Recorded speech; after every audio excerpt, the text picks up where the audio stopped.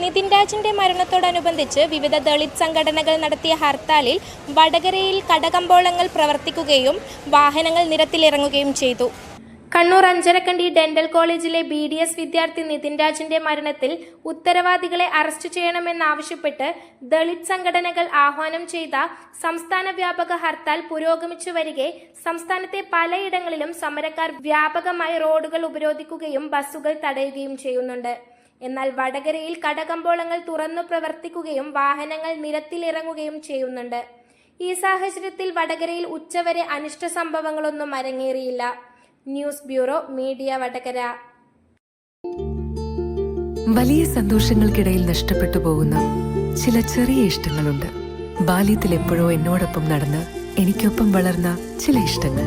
ആ ഇഷ്ടങ്ങൾ സ്വന്തമാക്കാൻ എന്നോടൊപ്പം എന്നും ഉണ്ടായിരുന്ന എന്റെ ഫാമിലി.